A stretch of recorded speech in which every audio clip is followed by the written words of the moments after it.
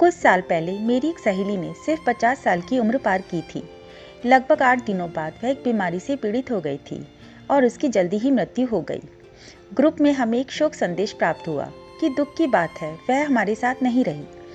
2 महीने बाद मैंने उसके पति को फ़ोन किया।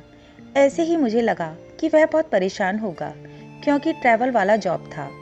अपनी मृत्यु तक मेरी सहेली सब कुछ देख लेती थी।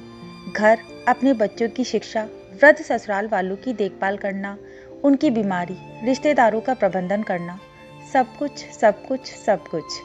वह कहती रहती थी, मेरे घर को मेरे समय की ज़रूरत है। मेरे पति चाय कॉफ़ी भी नहीं बना पाते। मेरे परिवार को हर चीज़ के लिए मेरी ज़रूरत है, लेकिन कोई भी मेरे द्वारा किए गए प्रयासों की परवाह नहीं करता है और न ही मेरी सराहना करता है। सब मेरी मेहनत को नॉर्मल मान के चलते हैं। मैंने उसके पति को यह जानने के लिए फ़ोन किया कि क्या परिवार को किसी सहारे की ज़रूरत है। मुझे लगा कि उनके पति बहुत परेशान होंगे। अचानक से सारी जिम्मेदारियों को निभाना है।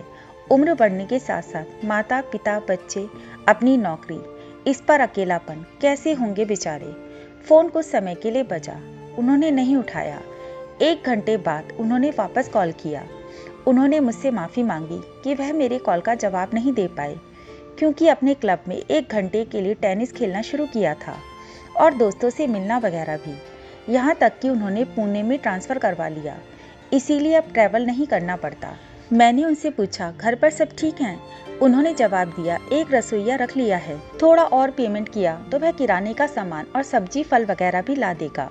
उन्होंने अपने बूढ़े माता पिता के लिए फुल टाइम केयर टेकर रख ली थी। ठीक चल रहा है, बच्चे भी ठीक हैं, जीवन धीरे धीरे सामान्य स्थिति में लौट रहा है, उन्होंने कहा। मैं मुश्किल से 1-2 वाक्य बोल पाई और हमारी बात पूरी हो गई। मेरी आंखों में आंसू आ गए। मेरी सहेली मेरे ख्यालों में आ रही थी। उसने अपनी सास की छोटी सी बीमारी के लिए हमारे स्कूल के पुनर्मिलन को छोड़ दिया था। वो अपनी भतीजी की शादी में नहीं गई क्योंकि उसको अपने घर में मरम्मत के काम की देखरेख करनी थी। वो कई मज़ेदार पार्टियों और फिल्मों से चूक गई थी क्योंकि उसके बच्चों की परीक्षा थी और उसे खाना बनाना था। उसे अपने पति की ज़रूरतों का ख्याल रखना था। उसने हमेशा कुछ प्रशंसा और कुछ पहचान की तलाश की थी जो उसे कभी नहीं मिली। आज मुझे कुछ कहने का मन हो रहा है। यहाँ कोई भी अपरिहार्य नहीं है और कोई भी याद नहीं किया जाएगा। यह सिर्फ हमारे दिमाग का भ्रम है।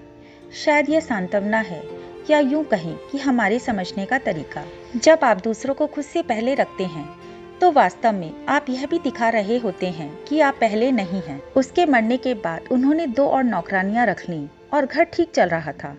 इसलिए मन का यह वहम हटा दो कि मैं अपरिहार्य हूँ और मेरे बिना घर नहीं चलेगा।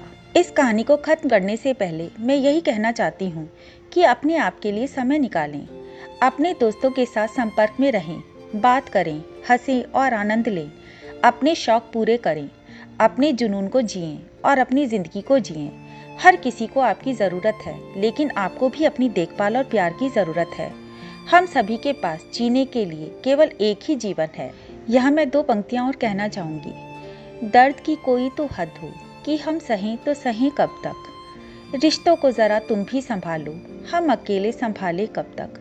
जब आएगी बात स्वाभिमान पर बार बार, तो आखिर चुप रहेंगे कब तक। जिन्हें कद्र नहीं हमारे होने की, साथ उनके हम चलेंगे कब तक।